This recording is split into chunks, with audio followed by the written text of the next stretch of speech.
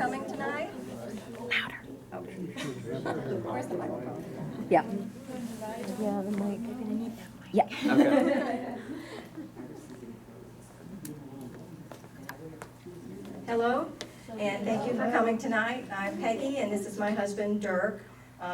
Betty Musser is my mother, and she wanted us to give you an indication of what we did on our summer vacation, or fall vacation, I guess, last year.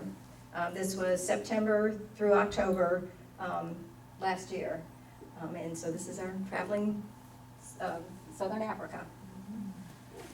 We'll get started and kind of go through some of the trips me and Hold the mic up. Peggy and I met in 2009. And so we have several trips that we did through the years, starting in Thailand, Laos, and Cambodia. I'm sure you all recognize the Mekong River. We went on a 2-day, 180-mile river trip on the longboats. Can't see. Okay. We went to Kruger, which is in South Africa. It's one of the wonderful parks in Southern Africa. It has it's been in existence about 130 years, and this is where we learned a lot about doing overland trips, where you can rent trucks and do your own trip throughout anywhere in Africa, just about. Eastern Europe in 2011.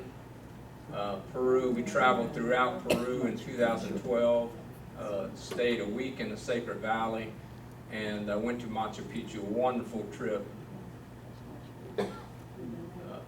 Peggy and I did separate vacations that year. Her brother lives in Copenhagen, and her sisters and mom went and visited them. And then I went to India for a month with some of my buddies, and that was very, very cultural to do, to say the least. Quite opposites of the spectrum.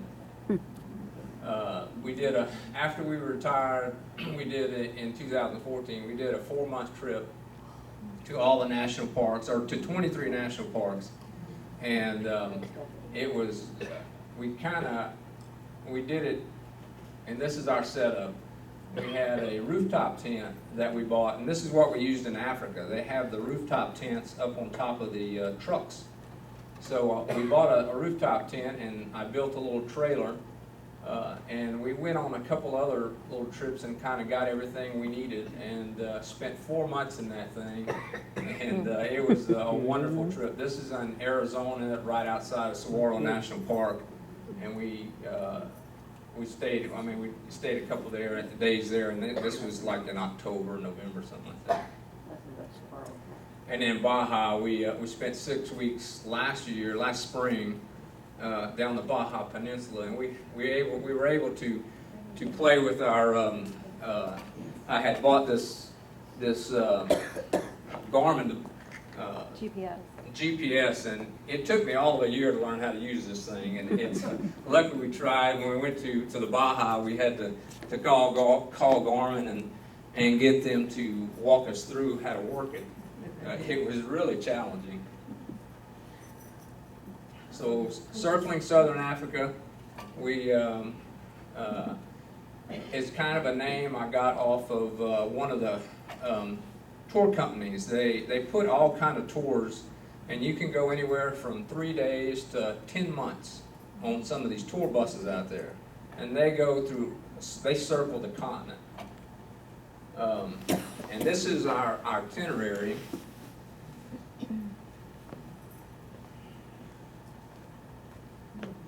We started in Johannesburg, here. We went to Kruger National Park, and that's the one that was, that's 130 years old. We were going to go into Zimbabwe and go to Hwang, Victoria Falls, Chobe National Park, and then in Namibia, Etosha National Park. These 4 parks are probably 4 of the top 10 national parks in all of Africa. I mean, wonderful animals.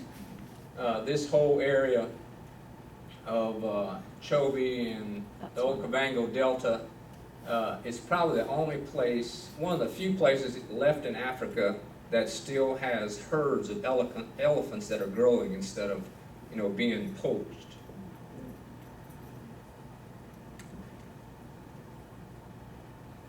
Okay, Kruger, this was our first stop, and this is the actual route that we did.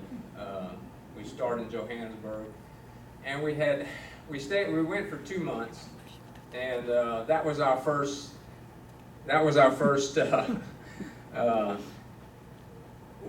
We had a couple friends that came with us for the first 2 weeks, and so instead of taking our time, they only had 2 weeks, so we kind of crunched the first 2 weeks together. So we met the outfitter at the airport and didn't check our vehicle, didn't check our gear. So that was one big mistake we made. And the first incident we had, we pulled into a gas station, and our truck, one of the trucks wouldn't start. The first gas station we pulled into, we had to call the outfitter. Luckily, all the mechanics tried the mechanics came out there and looked at it, and it was the starter. They ended up pushing us, and we were able to get it started, and we stayed outside of Kruger the night right here, and they brought us another truck. But we stayed 5 nights in Kruger, and this is our setup. We had 2 Land Rover Defender trucks with the rooftop tents, and we were fully self-supported. I mean, we had tables, chairs, little barbecue grills right here. It had an ice box in there. We had a long-range fuel tank, water tanks. We could go out off grid for about a week, if we had enough supplies. And these are female kudus. They're very common in Africa. A pretty big. They're not as big as elk. They're probably as big as mule deer that we have out west. And they have the little guy's little guy here is a impala, female impala. Southern ground hornbill, pretty common. We see it. Probably seen them in every park, but not super common.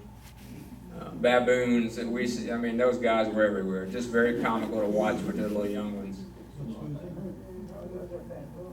And this is a small group of elephants in the Sabine River.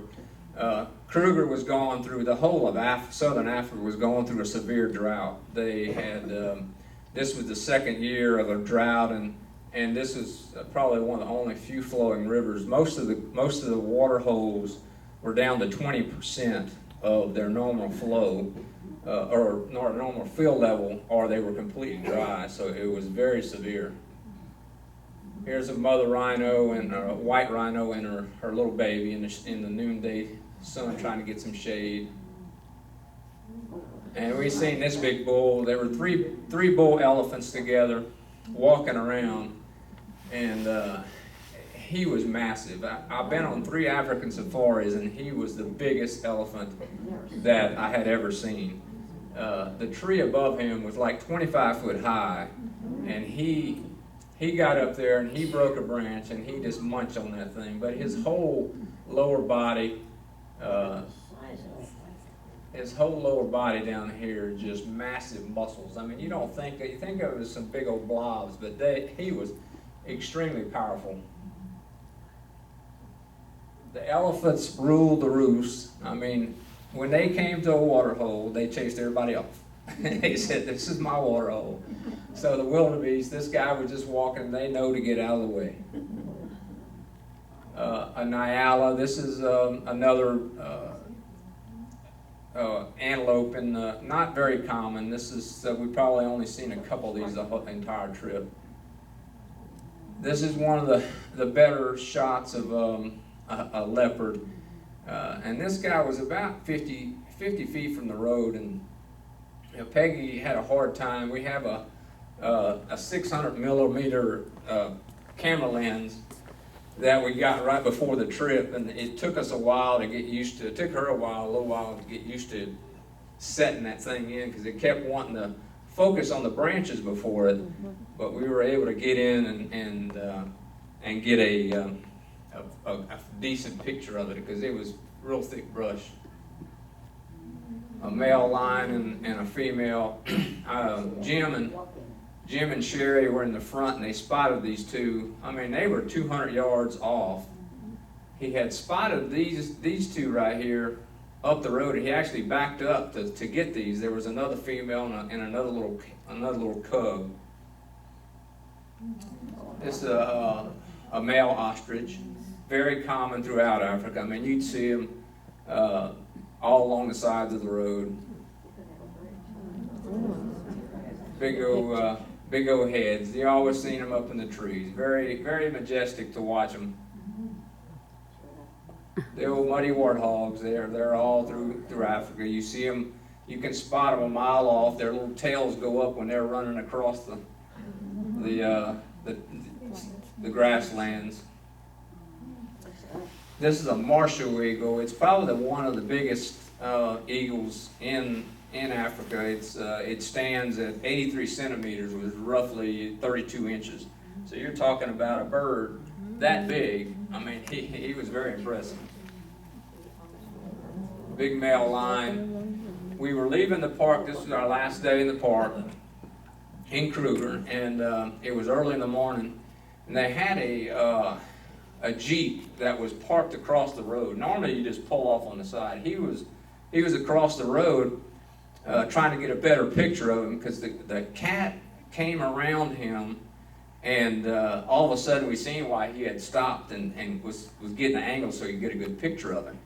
Well, I had my window rolled down and was going to get a picture of him, and that lion looked at me in the eye, and I swear it took all my nerve to get a picture of him, because he stared me down, and I almost messed myself. So Musina, we left Kruger and drove up to Musina, and this is where we were going to cross into Zimbabwe at the Belt Bridge. Well, that was mistake number 2, because I didn't do my research good enough, and you know, we picked this tour out, but we were doing it all on our own. I mean, this was we had mapped it out, and I had read, of course, 50 blogs over the years and knew a lot about it, but I still didn't look at the right river crossing. Come to find out, this was probably one of the busiest border crossings in Africa, and we spent 2 hours on the South African side, and when we changed the trucks, the paperwork got messed up a little bit. So the guy at the border kept saying, they're not going to let you in with this paperwork. So we went back and forth, and then we went to Zimbabwe and spent another 2.5 hours, and then after we paid all our money, the lady said, you can't come in. so we tucked our tail, went across, and luckily our outfitter had found us a lodge like 10 miles outside of Musina. So luckily for us, it was very nice. This is the lodge grounds. They had a big, huge baobab tree right outside. I mean, it was a fenced-in compound, so it was very nice. Desert rose right there. This was the springtime in this part of Africa in the southern hemisphere. So a lot of the trees wasn't blooming, but this is one of the early bloomers. This is us at the Magungwi National Park. This is the confluence of Limpopo and Shasta River. I don't know if you guys read much of any books, but if you read anything about Southern Africa, the Limpopo River will probably be listed in it. What is that tree? These are some more baobab trees. You can see where the elephants come in, and they just tear those trees up. I mean, we watched this. We watched this guy here. He would take his tusk and just get under the roots and just tear chunks of it, and so he could eat the bark. Does it make the tree die? Does it cause the tree to die? No, these trees, I mean, they're very resilient, and it takes a lot to get to the core. I mean, they're just taking off the bark on the lower half. What's the name of the tree? Baobab. Oh, bad. So Mark Calais, this was Plan B. We had a week to try to figure out what we were going to do, because that's how long we were going to be in Zimbabwe. So I had to come up with Plan B.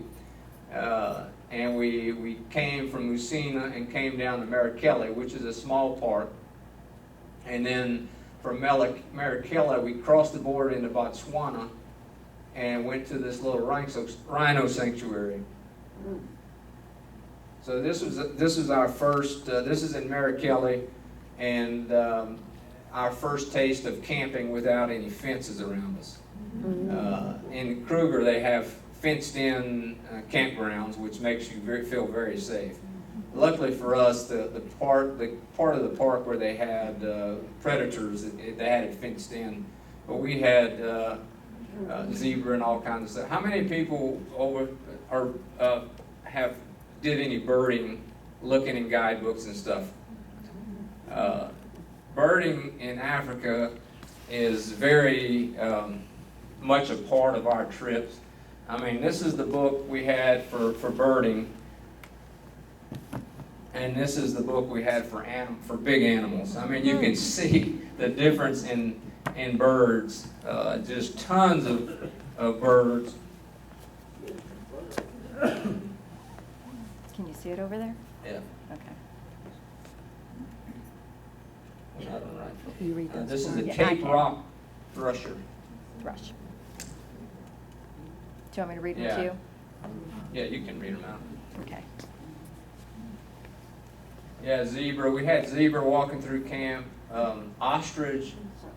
It must have been mating season, because the ostrich, the males were chasing the females all around. They'd run through camp like it was nothing. It was very entertaining. Okay, these are Franklins. We've seen a lot of these guys. They were. This is that little birding hole. We were sitting in a hide. They had in some of the water holes, you could sit in a little hide and just take pictures from that. That way they couldn't see your movement. Wood sandpiper. This is a wood sandpiper. And then the black-backed jackal. It's it's a predator, and we've seen probably one at every water hole. I mean, very common. They're a cool little guy. I mean, they're more of a pest than anybody. Most of the animals kind of shoo them away.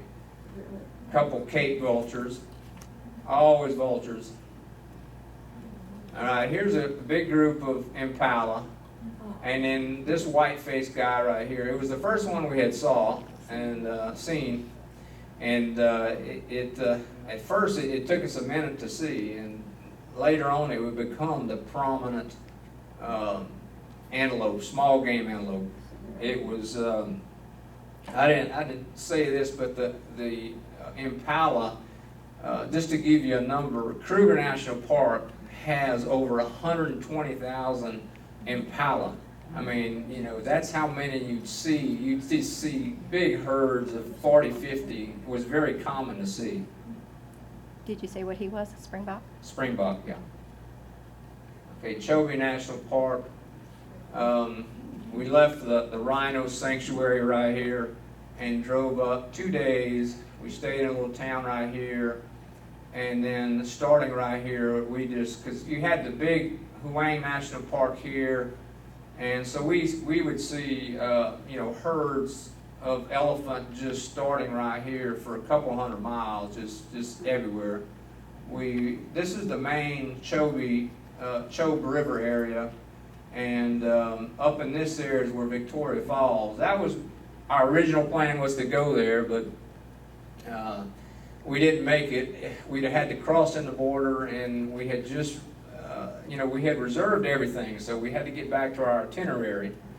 And we went to Kasane, and then we stayed 2 days in Kasane, and then we went to Muchinji, which was on the southern end of the park. Giraffes pretty common. in All of Africa. and yeah, throughout Africa. I mean, the herds are down quite a bit, but you see, groups of 4 or 5 of them, pretty common.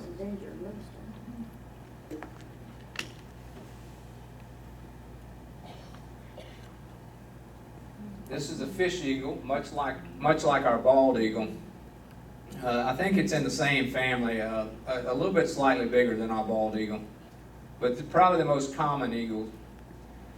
These are male kudus. The first picture was the female kudus, but you can see their curved horns, very, very beautiful antlered animal. Southern Carmine Bee Eater. Southern Carmine Bee Eater. And going through Africa, we had a lot of downtime. When we'd go through looking for animals, this made the trip much better, because we'd stop and look with the binoculars to identify these guys. I mean, look at how beautiful the color is right here. He had the blue top, and you would identify everything. Even the eyes would be different color, or the long tail feathers. So you'd look at every aspect of it, and it was very enjoyable to sit there and look at that, and it would kill time instead of just always looking for the big animal. Not kill time, but just to look. There are so many different varieties. They're beautiful. Big hippo. This was down in the Chobe. Going into the Chobe, it was four-wheel drive was the only way to get in there. I mean, it was deep sand, and we stayed like in first and second gear the whole time. This was right along the river. Once we got on the river road, it was more of a packed sand. This was just a big guy that was getting in the water. These are tsetse Red Lechwe. Red Lechwe? No. Nope. Okay. Tsetse, they're a common antelope. You can see there's another one that we'll see later. They have the dark leg quarters and then the dark forehead. These are black sable antelope, beautiful. These are the most majestic animals. The picture does not do it justice. That coat was just such a bright black silk coat, but the beautiful horns, just majestic to see that. I mean, you see pictures of them, and to be able to see them just walking out in the wild was very enjoyable. Of course, we seen a few dead ones too, and Peggy couldn't resist. So cool looking. Steppe eagle. Steppe eagle, another one of the varieties. There are probably 10 or 15 different varieties. This was a fairly common eagle. And here we had stopped. We met this couple. They have places you can stop in the park and get out of your vehicle. There's one of the safe places. There wasn't any. I guess they most of the time they're on top of hills or just some place where you can see anything coming. And this guy, Mike and Lynn, sorry. That stork wants to be there. Mike was he's originally from Louisiana, and that's where I was originally from. And his wife she taught African studies in Seattle, and this was their 4th trip here traveling in their truck. So they had. In fact, we started talking about logistics, and they were telling us about this Kauai. They said, well, you guys got to go try out Kauai. It has the water. So that was the whole thing, is finding the water, because everything was so dry that year. If the river had water in it, everybody was heading there. Yellow-billed stork. Yellow-billed stork. I mean, this is obviously a water bird. Does a lot of fishing.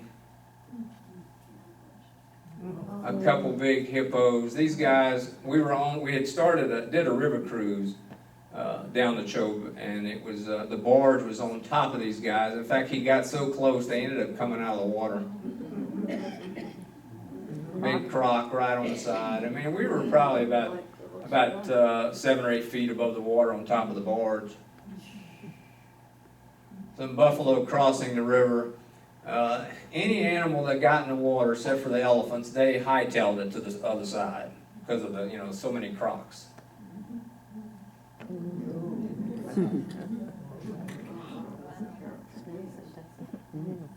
Yeah, these guys with oxpecker on top of them. This beautiful. They're nothing but pure muscle. Our sunset cruise. They had quite a few boats, and our barge held almost 100 people, and it was just about full. It's another baobab tree. We were standing at the bottom. This was the last day that Jim and Sherry were with us. They were heading back to Johannesburg, so we took a last photo that afternoon. Elephants on the side of the road, just beautiful grasslands. We were going to Mchinji that day. And this is a roan antelope, second biggest antelope in Africa. This is only the second one we saw. We saw another one the day before, and before we even got 100 yards of him, and he took off running. So just very wild. So the ones that they have a lot of hunting pressure, you can tell because they take off as soon as they see a truck. Male kudu just sitting there chewing his cud, much like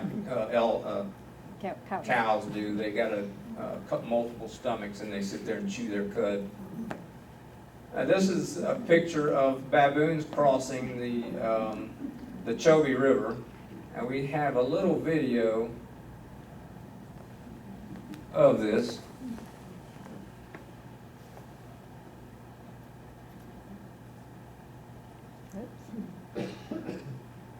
But There we go.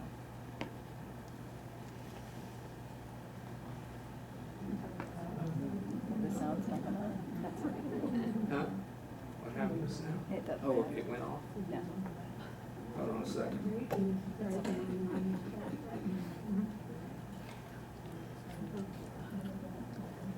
Yeah, they had they were crossing the river, and you could tell they were looking on either side. Why it was so fun to film them? There were probably 500 baboons. I mean, you could tell they were walking around, coming to this point in the river where they could jump and run across. It was very enjoyable to watch this army crossing the river.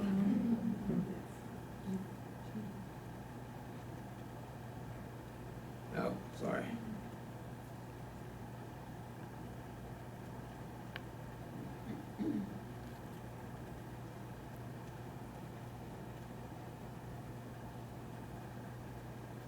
All right.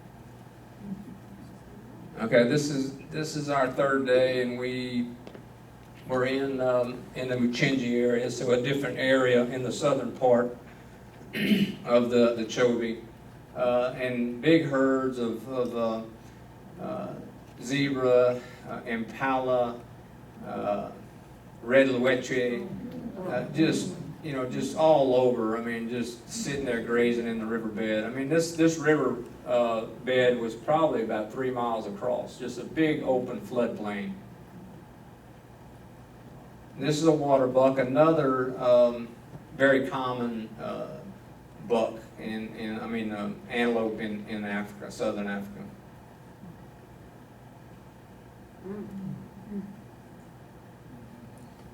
Savuti. Savuti, there's probably been more documentaries filmed in Savuti.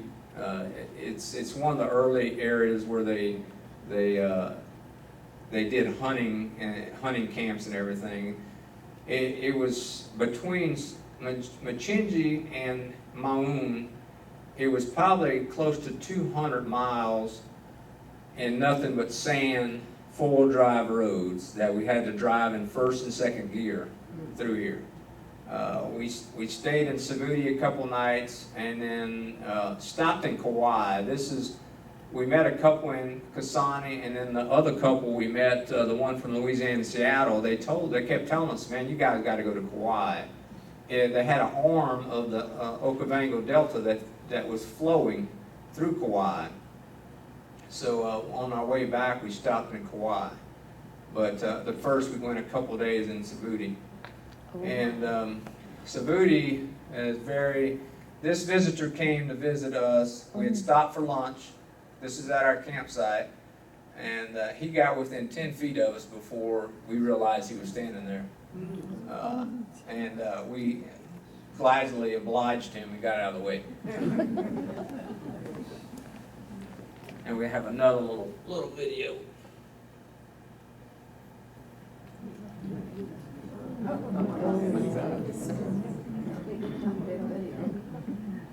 Yeah, I got the video and quickly kind of just sat there. That's Becky. You have music to this one. I had dropped some potato chips right there, and he was helping himself to it. But as long as we had, this is the closest we had come to any animal, and especially being out of the truck. So as long as we kept the truck between us and him, we felt okay. They had these big, the faucets, they had to encase them in cement because the elephants would knock the faucets over and get the water. And they would come to these faucets and blow their trunk into the hole that you use to stick your arm to turn the faucet on. And it would put pressure and blow up water, and then they'd sit there and drink the water. So that's why we had 2 other visitors that night. He was giving me a little warning here, say, get out of the way. So we did. And I was telling Peggy to get out of the way too. Yeah, he was a big guy. Yeah, he's left you alone, didn't he?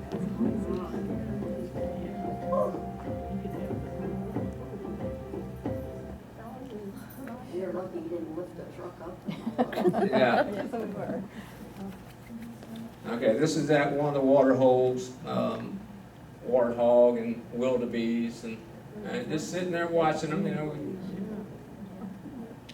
know. Here's a black-backed jackal, and he tried to get in here for like 10 minutes, but the wildebeest kept chewing him away. Finally, they had their fill of water and let him in. Everything has a pecking order over there.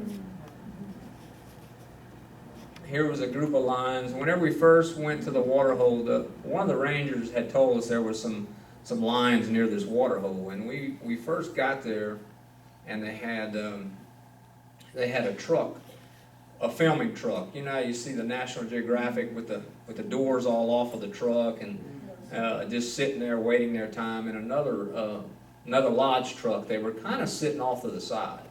So we went ahead to the water hole. And then came back, we seen them move, and we came back and got a good shot of they had like 3 or 4 females, but they were under a big bush, so we didn't get a good clear shot. Lilac-breasted roller. A lilac-breasted roller, yeah. We thought he was pretty. He had the squinting eyes, just beautiful colors. Beautiful when they flew. Their whole had turquoise wings. More giraffes. Now, looking at these giraffes, it's hard to picture how big these animals really are. Well, the German couple we met in Kasane, who we spent a couple of days with in Kauai. After we came home, they sent us this picture, so we thought we'd put it in here so you could see the scale. She was they stopped at this rescue center, and this giraffe was raised from a young giraffe, and it just loved humans. That's a big head. Big guys. They just kind of lumbered around. And luckily, with our lens, Peggy had definitely got the hang of it and was starting to get some really good shots. This is our abulation, which is what they call the bathhouse in Africa, southern Africa. And they had to build a wall around the bathhouse and the water tower. The elephants kept tearing up the water tower to get to the water. Typical sandy roads. Like I said, we drove 200 miles, and this is probably a better section of one. Just elephants milling around. They'd stand there for hours, just soaking up the water. More bees. Another big guy, and he was. We were just going down the road, and they had two of them walking toward us, and just made a beautiful picture of them guy coming at us straight on. He wasn't charging or anything. He was just kind of lumbering along. We stopped on the side. When we were leaving, they had 5 ladies that were in the shade right near a water hole, right at the gate. And Maun, on the way to Maun, let's see if I got it. Yeah, we had stopped in Kauai, and then we went to Maun for a couple of days. We had reservations at a hotel, and we'd go out for 4 or 5 days, and then go in town and get resupplies. And we did a flight over the Okavango Delta, and it left from Maun, and we just circled around. So we got to see, and like it was wintertime, so not only was it a drought year, but they had it was at the end of the season. So the rainy season was fixing to come, but it had low water.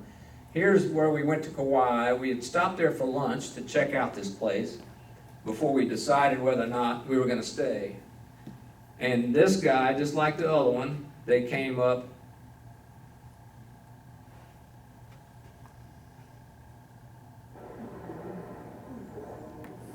And this is just sitting here having lunch. I mean, they had stayed there for about 5 minutes, crossing the road. I mean the river.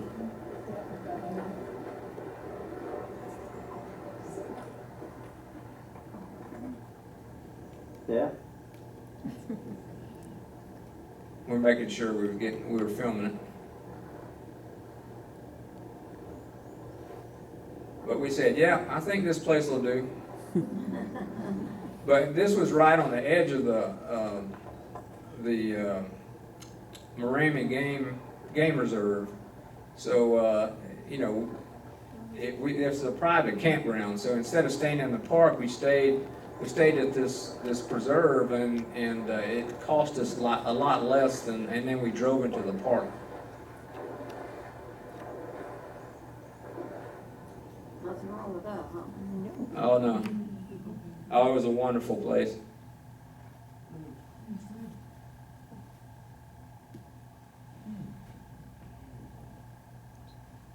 So this is our flight over the Okavango, just like a little hut in a corral. Small herds of elephants, but you could see all the tracks that they just walk across there. And you could see a lot of times when they have after it gets flooded in the summertime, all this would be underwater. These are all buffalo. There's big herds of them.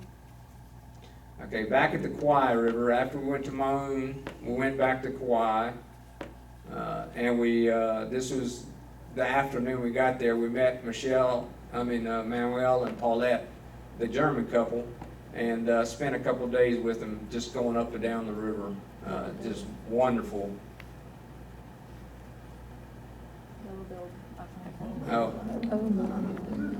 We found a group of probably 15 or 20 hippos, and they entertained us. I mean, just to sit there and watch them and hear them grunting was very, very enjoyable. A little baby here, just sticking close to his mom. The second day we came, this guy was sitting across the river, right there where when we got back around to the river along near the park. And he was sleeping half the time and keeping an eye on us on the other half.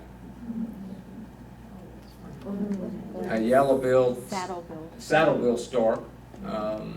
Not very common, but we saw a few of them. Just beautiful colors. Goodness, gorgeous. Blacksmith lapwing. This was common. You've seen groups of 20 or 30 of them flying together. More hippos. open, Open-billed. what is- African open-billed. African open-billed stork. Not too common. Of course, this was all a wet area, so there was a lot of water birds.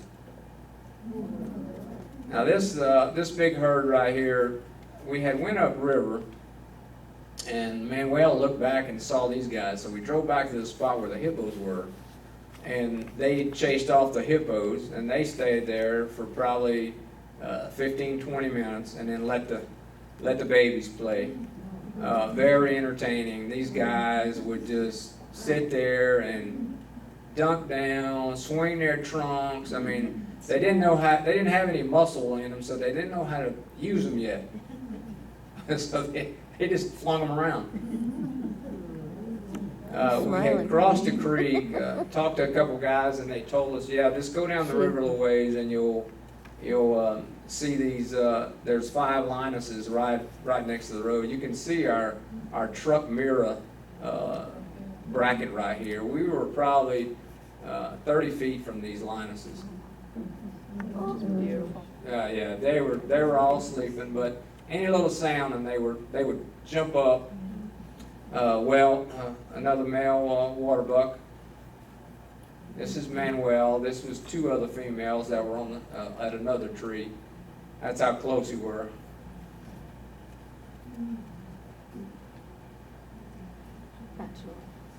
And this is a Batelor eagle. We were out of the truck taking a picture of Manuel and them crossing the creek, and they had this guy on a branch, and she just happened to have the camera up and got a good shot of him when he took off. Beautiful colors. You can see the orange beak, orange legs, and a little orange on the back with the white wings. I mean, very, very interesting to try to identify these guys. Goliath herring. Goliath herring. We've seen a few of them, but like I said, most of the time they're near water. Okay, Naipan is another national park. We drove from Kauai and after a couple of days and went to Moon with Paulette and Manuel and Paulette, and went that day with them. We went and got some more stuff, and we went to a carver's place where the guy for Zimbabwe was carving, and he'd sell them. So we got some homemade. It was nice to buy from people who made their own stuff. And then we drove to Naipan. Again, we got there late in the day and had 30 kilometers to drive to the campground. Well, we get there, and it was late in the evening, almost dusk, and the campground guy was giving us a hard time, like how come you come late? And I said, well, we got stuck in the sand. He said, what do you mean you got stuck in the sand? You know, and I mean, I've driven and stuff like that before, but not that much. I mean, it was really deep, and our pump had broke, so you know how you're supposed to let the air out of your tires so you can drive in that sand. Well, I tried to drive without letting the air out, and I got caught. Luckily, I was able to shovel out a little bit, and we got going again. But Naipan had a beautiful little water hole. It was a very nice campground, a little park, very nice park. This wasn't supposed to be the season, but it did have a water hole, so it had quite a few animals out there. And of course, they had lines out there, and they were sitting right in front of the water hole, and they must have had 1,000 animals all around, and they were all just waiting their time, waiting for the lines to move. Oryx, this was one of our first sightings of the oryx. This became a very common animal in Namibia. Beautiful colors. These are all male. You can see the springbuck in the back. Female line. She was on the other side of the road. They had 5 females and 1 male right there. Another baobab tree.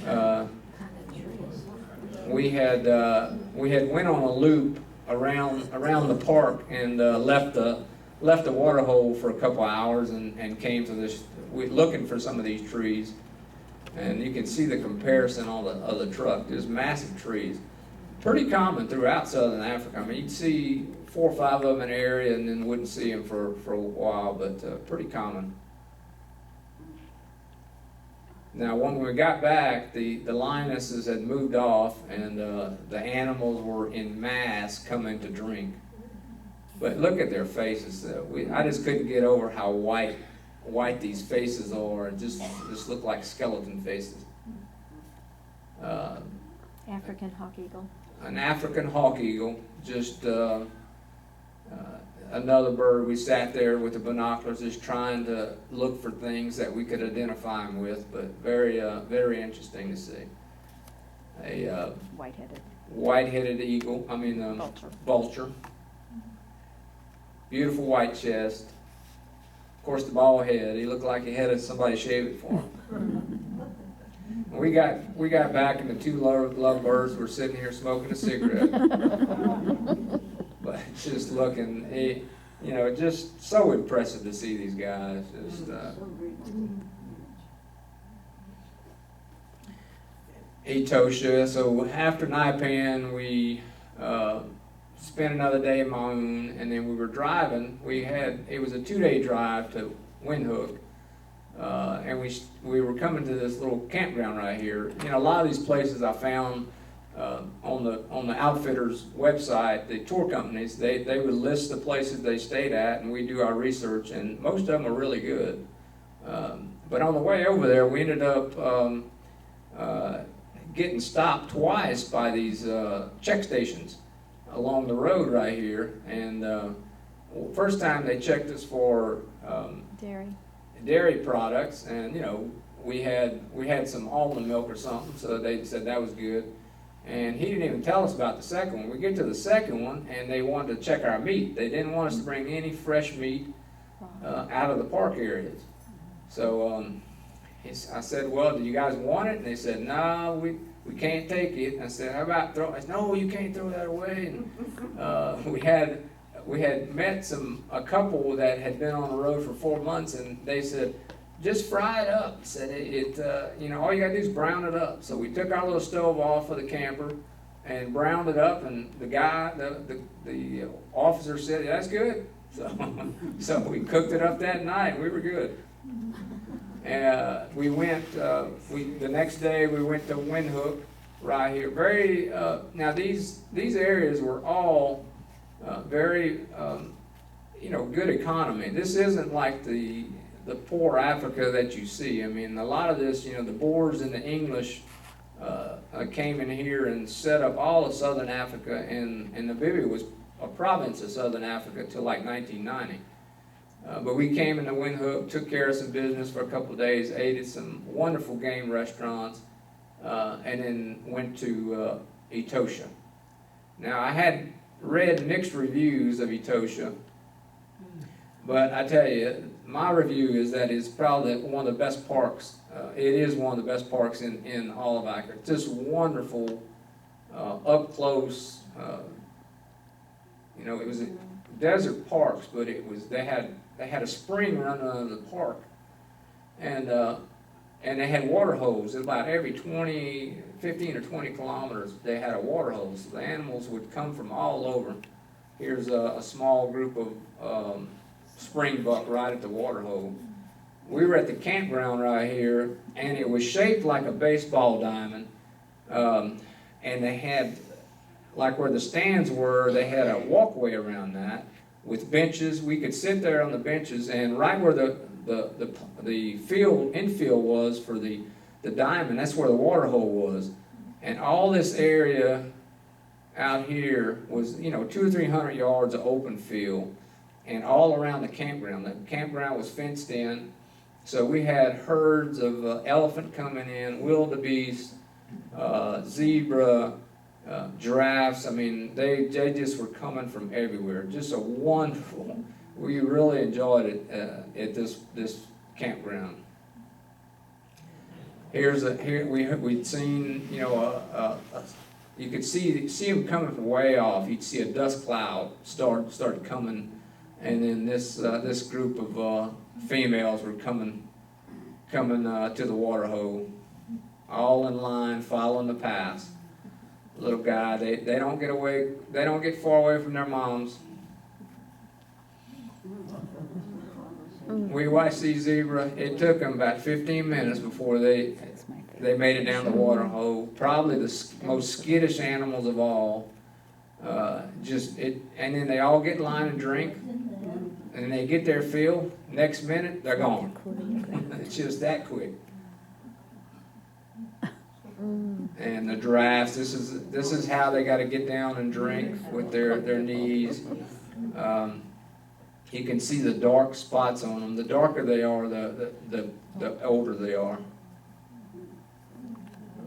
Beautiful oryx. Another name is Ginsbuck. Those horns are lethal, man. Corey Buster. Corey Buster.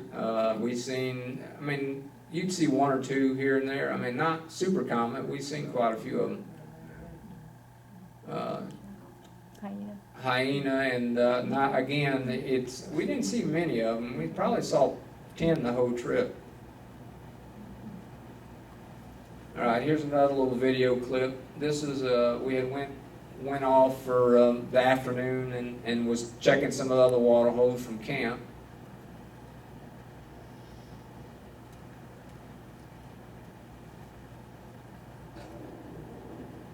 Wind was blowing. It was a windy day, and it was blowing. You can see the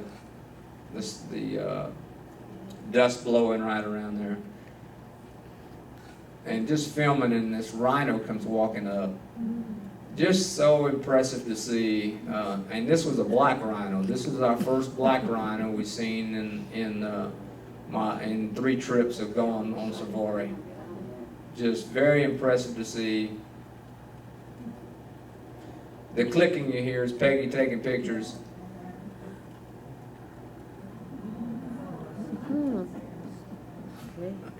He's looking, well, what scared you guys off?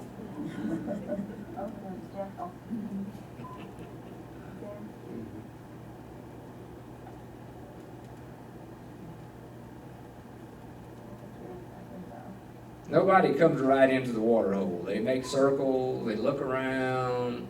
You know, there's always predators somewhere around. We've seen a lot of these guys in Etosha, just very impressive.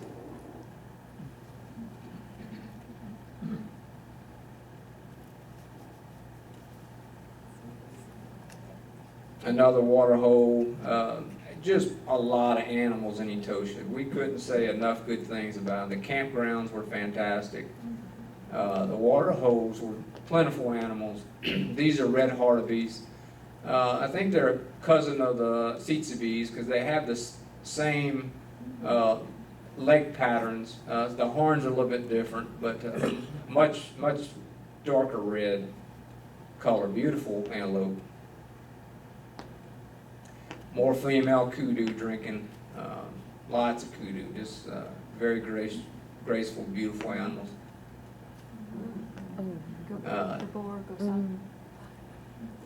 This bird was in a tree about 20 feet off the road, and we sat there, turned the engine off, and I mean there wasn't a lot of traffic on these roads because you could just pull off to the side, and we sat there with the guidebook and looked at him. Said, okay, he's got orange legs, got the orange beak, the pin feathers. I mean the pinstripe on the legs, the black tail feathers. Very cool to sit there and identify these guys. He was very impressive. He never even once looked at us. He was just looking out in the open. We got back to the campground, and this was in the evening. We had went to the water hole. Just it had cooled off a little bit to see what they had, and you can see this. We couldn't tell whether it was a male, female, or male with a almost mature young one. But you can see that in the 80s and 90s they had a program. They were cutting the horns off to keep them from being poached. But they have since done away with that program. We left the campground, the first campground, and we were going to Namatone. Well, about 5 miles out of the campground, we run into 2 females right on the side of the road, just in the shade.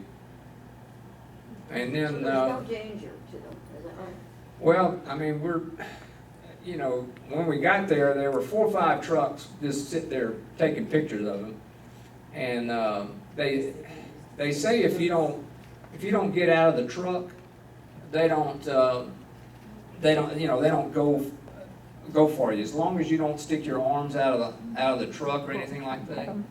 They said if you got out of your truck, they would notice you real quickly.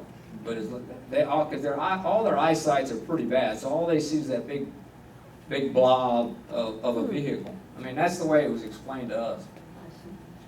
We were driving down the road, and we seen a long line on the horizon, just coming along the horizon, and it was a herd of wildebeest, zebra, springbuck, all coming through these water holes. There was probably 5,000 animals just walking about a mile-long line coming down. Just very impressive. Bit of acacia tree, just beautiful out. And you can see the salt flats out here. The Etosha Pan is like the salt flats they have out in Salt Lake City. Secretary Bird. A secretary bird, these long-legged guys, just very unusual. We saw a few of them, not too common though. A big white rhino. They call them white, but they really are identified by their wide mouth. They're originally called wide mouth, but it got over time made into white rhino. But this guy was, we were going down the road and some people had stopped and they flagged us down and they pointed out, and we looked and he was about 200 yards out and he was walking straight for the truck. So we sat there and this was probably when he was about 50 yards away. He walked right in back of the truck. Very impressive guy. Big male kudu just. And that evening, we get to the new campground in Navatoni, and I had walked along the fence. They had they had a patrol road along the fence, and you could walk along that and take pictures and stuff. And I saw some people taking a picture out and saw their trajectory and looked out, and I could see this rhino. He was in thick brush, but I ran back and got Peggy, and just so happened that the people that were camping next to us was the couple that we met on the road that showed us the other rhino we had just saw. So we all ran down and waited for this guy to come and open and got a shot of him. And this is also a black rhino. His mouth is more, they almost have like a little finger in that upper lip right there. And they eat mostly brush on trees and stuff, where the white rhino or wide mouth, they graze, they're more of a grazer. No, wrong way.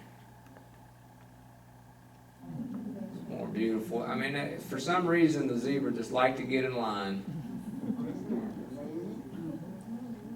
Coming up to a water hole, Peggy says, "Stop!" And this is one of the few leopards we've seen walking around the water hole. Tawny eagles. This is another fairly common eagle. They were probably 50 yards from a water hole, just checking out, looking over, seeing what they could find to munch on. Oh, wrong way. Okay, a couple warthogs. Like I said, they were starting to get where we didn't see many of them. This is probably one of the only two we've seen. But this is a male and female, and you can tell the male by the warts they have on the side of their face. The male has 2 warts on both sides of its face, where the female has 1 small one.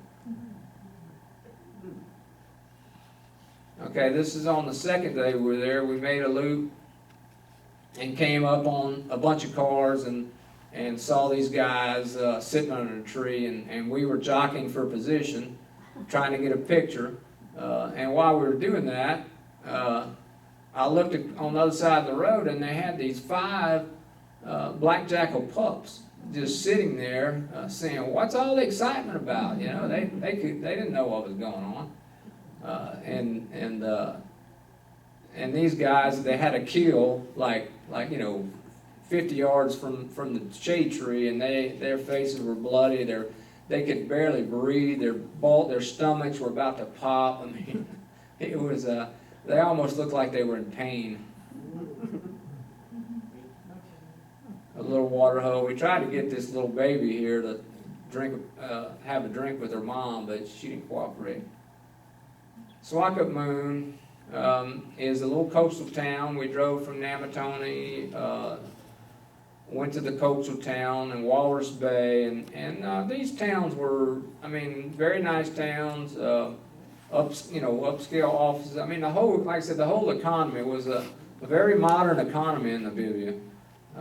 But vibrant economy. So it was had a lot of nice restaurants. We ate at a couple different restaurants and game restaurants. One of the days we did in Walrus Bay. We went out into the ocean to do a little boat ride to look for whales and other wildlife, and just something different besides all the desert. It was, and this is in the Atlantic Ocean. Few pelicans. Our little boat, we took out. It was a very calm day. The day before, real windy, so we lucked out on the seas. They got these pelicans and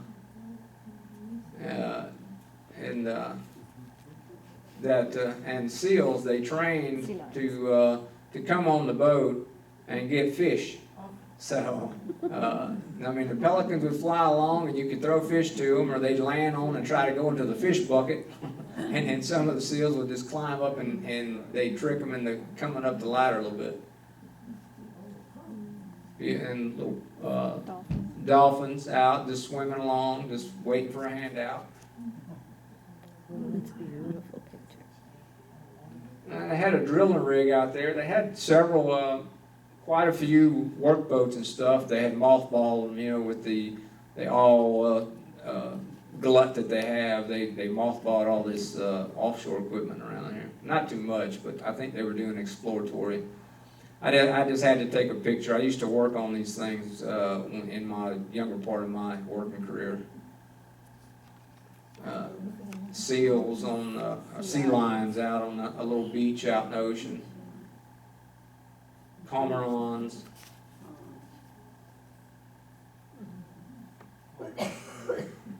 Pink flamingos. We saw a few of them flying, and we asked the captain, it said, "Is that common around here?" He said, "Oh yeah." He said, "Just go down the coast about 10 miles." He said, "You'll see all you want." So we did. And then we seen them sleeping, just that long neck, long legs, just sitting there sifting through and getting a little shrimp. Just beautiful. Their colors when they took off flying, you see the pink on them, just very beautiful.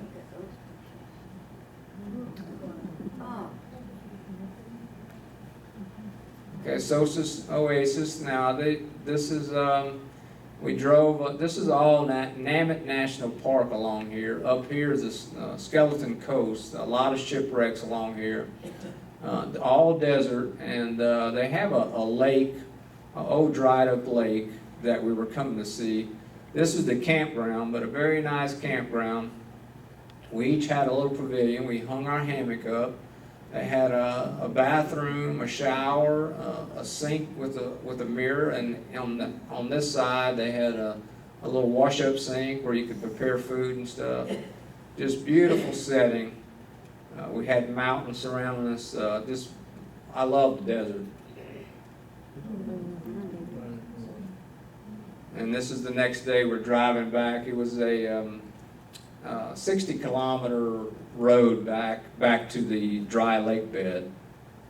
This is Dune 45 at 45 kilometers. That they say if you want to get a little exercise, you can go hike up. So we did after sitting in the truck. But they had quite a few tour groups coming out there trying to climb it, and it's tough walking in that sand.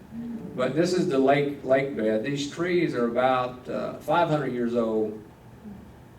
And it was just a beautiful shot. We had the blue skies with those orange sand and white mud, dried up mud lake bottom.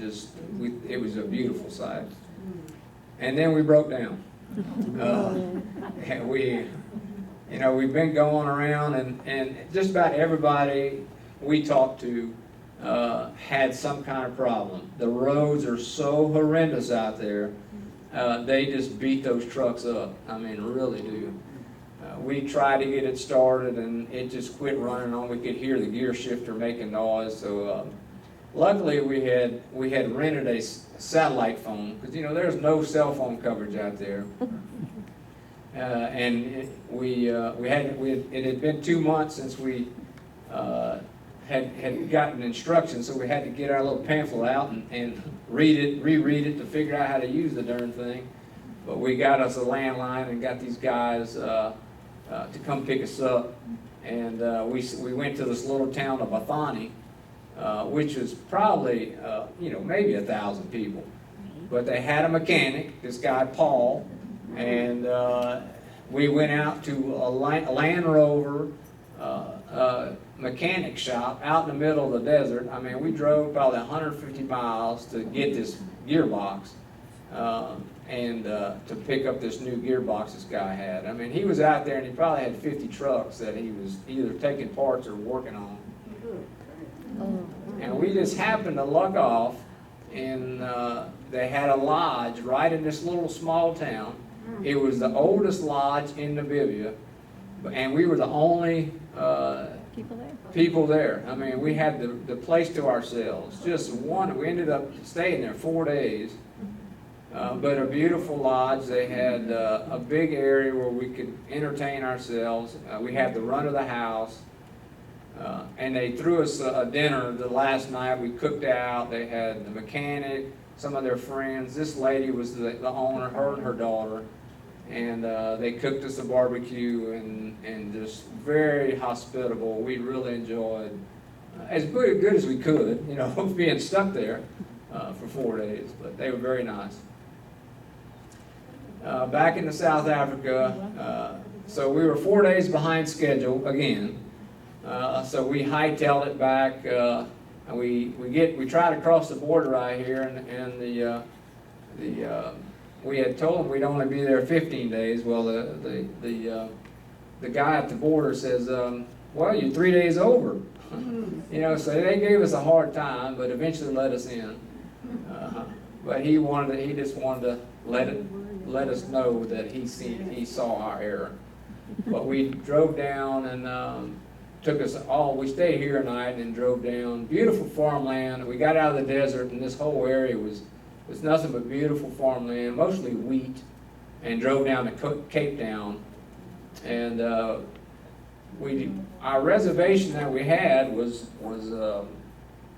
had gotten canceled, and we just lucked off into this bed and breakfast, beautiful little place. The proprietor was very nice, just gave us maps everywhere, and we were probably about a kilometer from the waterfront. It was just a perfect little place. We had took a drive on the peninsula, beautiful little harbors. Now this is out away from the city. We had a little group of penguins. These are jackass penguins. If you ever want to hear why they named them, just get on YouTube and you'll quickly realize why they call them jackass penguins.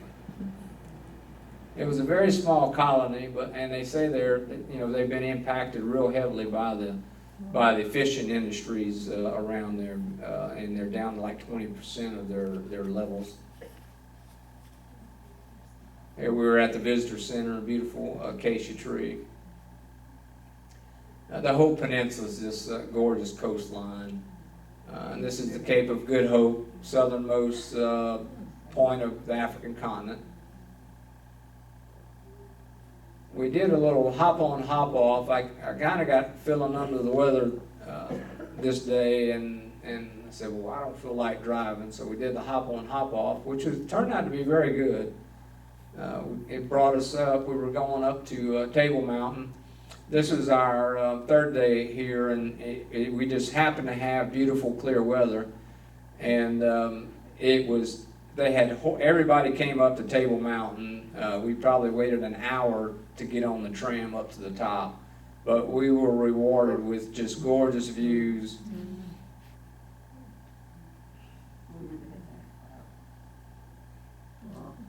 Overlooking the city, the whole setting was just gorgeous. Beautiful beaches, I mean, very developed, you know, and this is on the south side of the peninsula. And we left Cape Town and we were driving through into the valley, and we came to the vineyard areas, and we probably drove through 100 miles and nothing but vineyards, and I don't know if any of you guys tried South African wine, but it's very good. Ado National Park and Mount Zebra. We were supposed to stop in this Storm, and we stopped the night in Storms River, and we were past our date that we paid for, but the guy at the campground let us stay, night. We stayed one night here before going to the park here. And these were some small little parks. You buy a card called the Wild Card, and if you're staying long enough in Africa, you can buy a card. It's like $200, but it gets you in all the national parks. So we stopped in as many parks as we could find. Here's a little leopard tortoise. Seen a lot of turtles in the desert. You wouldn't think, but we saw quite a few tortoises. Here was a picture. We had went to a water hole, and we were sitting on a little bench. We actually got out of the truck, and they had like a blind that you could get and sit in and watch the animals and take pictures from the whole slots they had cut. But this little guy, he did not like to stand up. He sat there and would just flop around all over his mom. He had his cousin that came out there. He'd jump on his cousin, go back to his mom, and fall down again. And very enjoyable to sit there and watch him. I mean, it was just fun watching him. And had a couple like-minded, just telepathing, I guess. Black-headed heron. What is it? Black-headed heron. Black-headed heron, another water bird in one of the little water holes. Black-winged stilt. Black-winged stilt. Another one, I'll tell you, this one was hard to identify. They had several that looked like it. But what got us on here, and you really can't see it, but looking with the binoculars, we could tell he had like a little blue patch right here. And it showed it in the guidebook, and that was the only way we could identify him. But, to tell what he was, to tell the difference.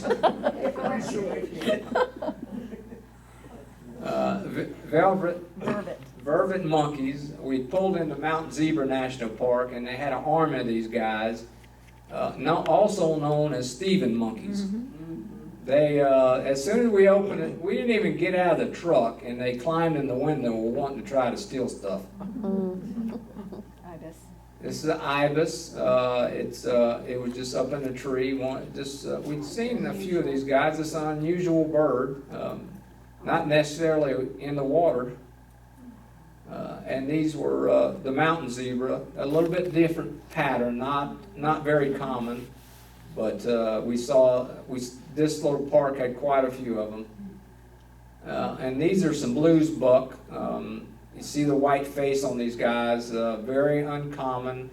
I think they were such a popular trophy, they almost got hunting to extinction. They had a small herd of these guys, and this was a long way off. We were probably 300 yards away to get this picture right here. But still, it was very nice to see different, when we spotted something we hadn't seen before. More of the mountain zebra. Just the patterns were a little bit different. And this is a black wildebeest. The most common is the blue wildebeest, but this black wildebeest, I just love this picture. You look at this guy, and he's got the spiked hair right here, it looked like it'd been dyed blonde. He had a blonde tail. He had a little goatee here. I mean, you know, he was just cool as hell. Okay, our last country, Lesotho, this was a country within South Africa. And we drove from Mount Zebra and went into, there was a lodge we booked in Malate. And it was a very mountainous country.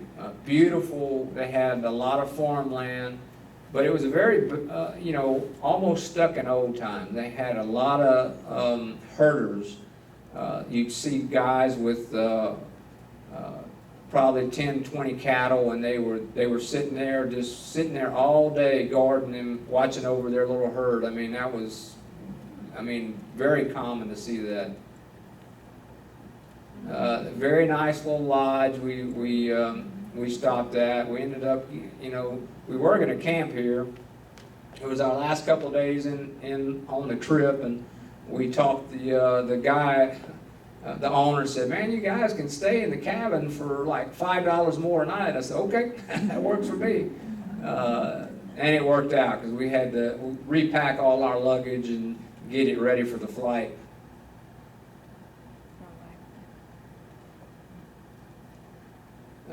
That one of the evenings that the local villagers came in here and sang for about 45 minutes. Very entertaining. I mean, they just made a few extra bucks. These lodges, this was another area where they had tour groups that would come in, probably, and these aren't like your big, nice tours. I mean, they were nice, but it was more camping style tours where you'd camp a lot, and every now and then they'd stay in lodges, and some people would stay in the cabins, or they could camp. And you'd pitch in and cook and stuff. Well, they had 2 or 3 tour buses come in here a week, and so they had these guys come in here and do entertainment for them, and they were some pretty good singers. They had a little band come in here, all homemade instruments, and they were entertaining. And then something that's not common in Africa, we had some peacocks they had 4 or 5 females and 1 male, and he was doing his thing. And our road out, the end. Our next trip is the Balkans. We're doing a 2-month trip this fall. 9 of the 11 Balkan countries, ending in Greece for 2 weeks.